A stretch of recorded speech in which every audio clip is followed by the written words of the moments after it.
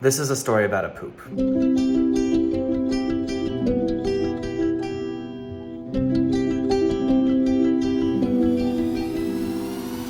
What's up, guys? So this video was supposed to be about perfectionism. Today's April 9th, which is a month from March 9th, which was the date that I posted the last video, which when I posted it, I didn't say this publicly, but internally I was like, once a month. That's my goal here. Once a month, I'm gonna have a video out. And I mean, I told some of the people around me, but I didn't share it on YouTube because I didn't want to commit to it. I didn't want to hold myself to some kind of expectation that I would fail or could fail internet publicly. And the irony is that as I've been doing this unpacking with my relationship with perfectionism and more expansively, like my relationship to what really gets in the way of me pacing my creative and artist journey at a rate that is practical. One of the things that I really landed on was that it's less about a standard and more about my relationship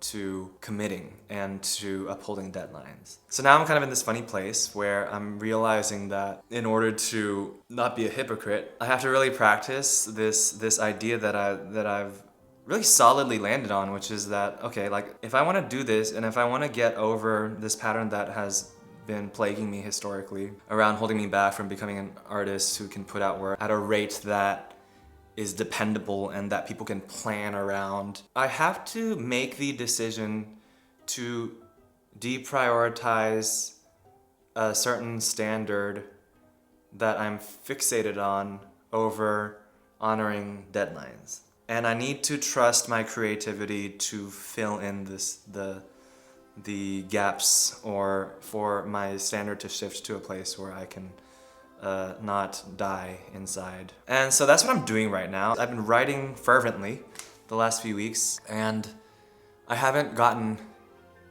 to a place where I feel like, yes, I want to talk about this, I'm clear. And yet today's the day that I'm supposed to have this video out. And so instead of everything that I had planned, instead of attaching to this demand that I fulfilled this quality or this execution in the way that I imagined it, I'd like to share a story that I think covers a lot of the fundamental issue that is going on here.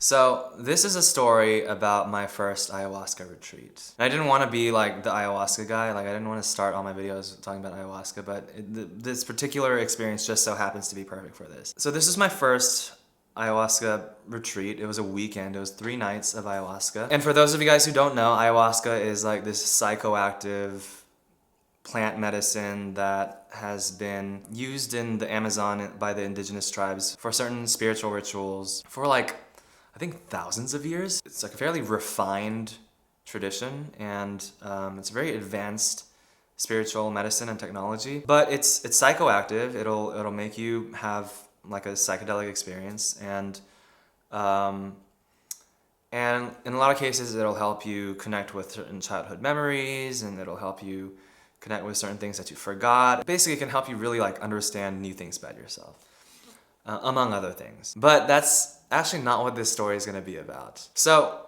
if you don't know, one of the side effects of ayahuasca, or I should say one of the primary effects of ayahuasca, is that you will throw up or you will purge. And purging can happen in all different kinds of ways. It can happen obviously through vomiting, but it can happen through sweating, it can happen through yawning, it can happen through crying and like emotional stuff, and it can also happen through the other end of your body. And so for this story, this was the second night out of 3 nights, and we're like midway through the ceremony. It's like these felt like 6 to 8 hour ceremonies. We would start at like 8 p.m. and we would go into maybe like 4 in the morning. Okay, so let me set the scene. So it's like we're out on like a farmland and in like a farmhouse. And this particular night, it's like pretty brisk. It's like 50s, I think. I'm pretty sure it was like a clear night. I think it was a new moon, so like the sky was really dark. There were stars in the sky. We could kind of see them through the windows. So we're in this living room in this farmhouse, just like this beautiful land. There's like woods and a river, and it's just like everything is just so serene. It's so spiritual. It's just perfect for like a beautiful spiritual ceremony. And so I'm there. A couple of my closest friends are there. There's like a dozen other participants, mostly women. We got our buckets because a lot of us are gonna be throwing up. There's the shaman and the shaman's helper, like the assistant shaman, and the ceremony is in full effect. We're going at it. Like people are throwing up, people are crying, people are having all these processes. The shaman is chanting. So this was being facilitated in the Shipibo lineage, which involves like chanting by the shaman, and it also involves one-on-one chanting. So the shaman would at times be chanting to the entire room, and then occasionally the shaman would like call someone up to sit in front of him, and he would chant something directly to them, tailored to whatever you decided to work on for that weekend or whatever you're going through in that moment. So we're about midway through the night. The medicine is in full effect. I'm really feeling it. And I haven't really thrown up yet, but I'm feeling visions. I'm seeing bugs and like weird. There's all this stuff that's being processed. And then the shaman called me up for my personal chant. So I got up. I sat in front of him, and we talked back and forth for a bit about what I wanted to focus on for the chant. I don't remember what it was, and by this point I was feeling a little bit disappointed in the experience. I had heard that ayahuasca is like the mother of all psychedelics, and you see God and you get all these like very clear answers, but up until that point it had felt like kind of like a strong mushroom trip, but nothing that was like really mind-blowing for me. And so there was a little bit of like disappointment slash like longing for like something more intense. And so I sat down in front of the shaman, really like wanting to feel something. And then he started his chant. The chants these are not like pretty chants, at least with him. With his voice, it's kind of a combination or dance between Yogi Bear and like a man-sized cicada. It's like, and it's like just very like, it can be very cloying.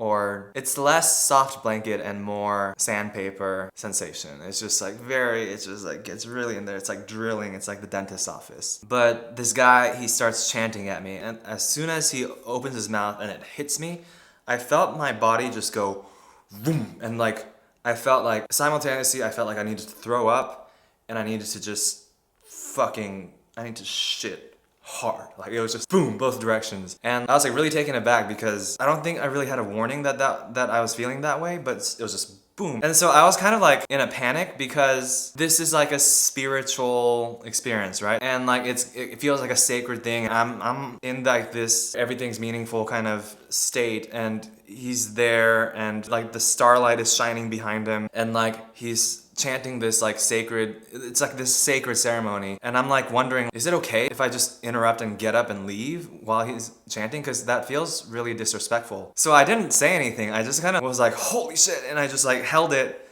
and I was like kind of panicking because I was like, I don't know if I can hold this. This is like really bad. But just out of this intense obligation to duty and honor and like honoring the sacred and like whatever I interpreted that the seriousness of the situation was, I was just like, no, just like fucking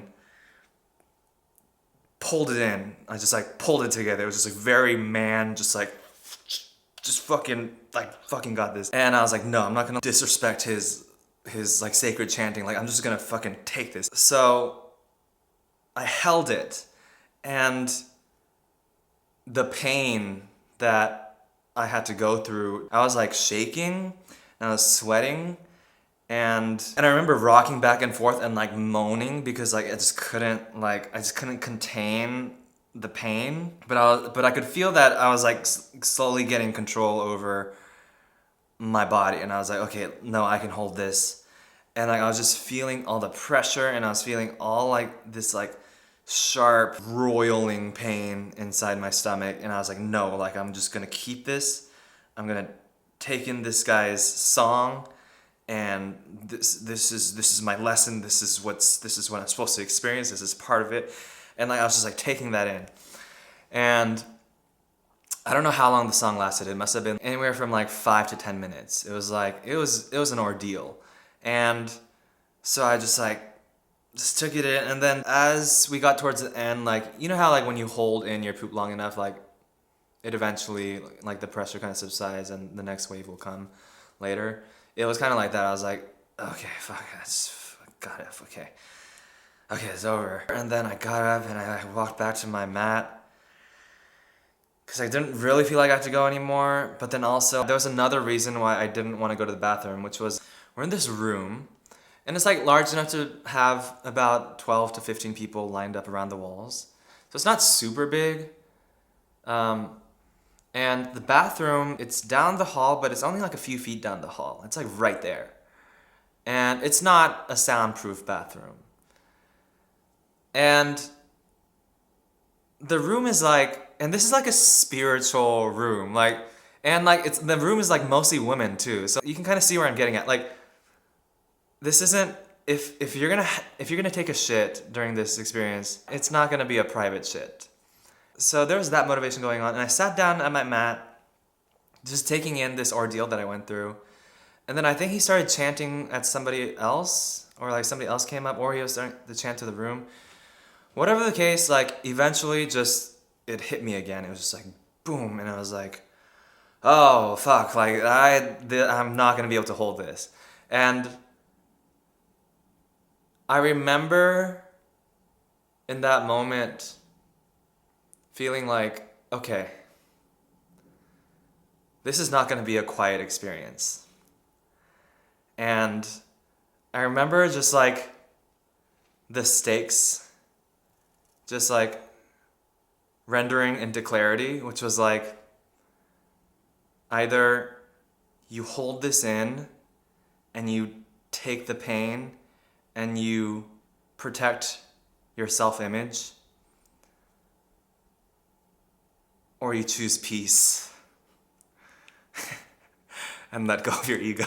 I was just so like humbled by like the clarity of this, like what was starting to feel like an extremely divinely spiritual decision. It was just like, here is your lesson, my child. And like I felt it. I was like, oh shit, okay, I see. This is the decision I have to make, and this is the decision I've been making my entire life. And it's just like this like profound moment. I was like, I see, okay.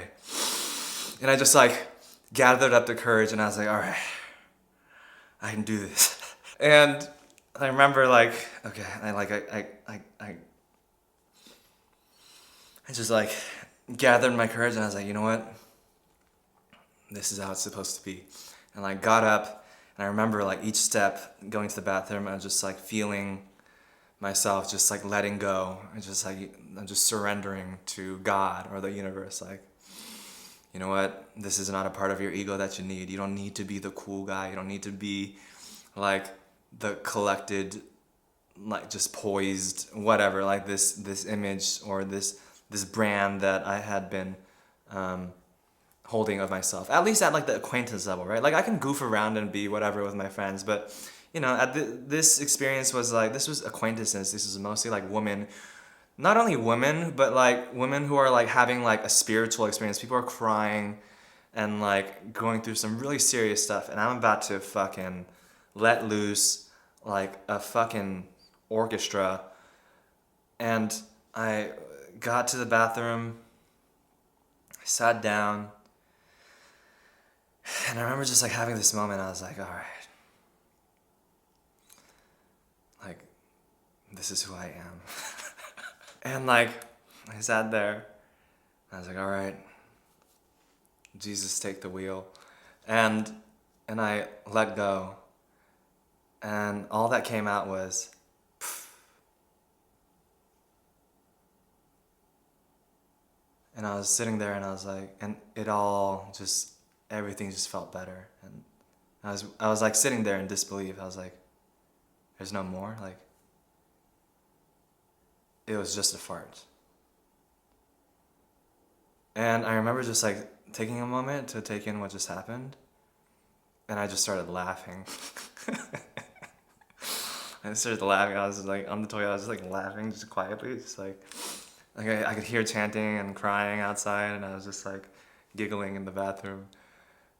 And I remember just sitting there and just taking in what I experienced. And as silly of a parable that this is, like, there is so much depth to that experience for me. Like, there's so much, it's so poignant. I got to be offered this very clear decision between holding on to being attached to some image I had of myself, or trusting the universe and taking care of myself and relaxing and being unclenched. And in order to do that, I had to let go of something that felt very, I had to make a sacrifice. And like inside, I made the sacrifice. I was like, all right, I'm gonna do this.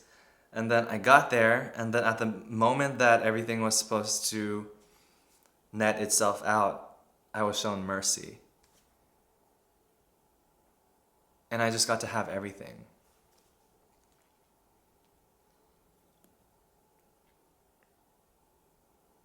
And I think for anybody who's taken very important risks for their creative journey or artist journey or chasing their dreams, I think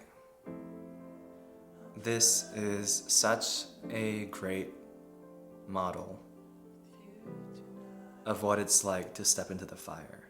I think it's such a great model for, like, there are times when you just know, you're just at a crossroads where you're like, this is a huge risk, but I know I have to move forward here. And everything my life up to this point has tells me that I might not be able to handle what's on the other side. And then you move forward. And sometimes things really don't turn out the way you wanted them to. But you always survive. And sometimes it's just a fart.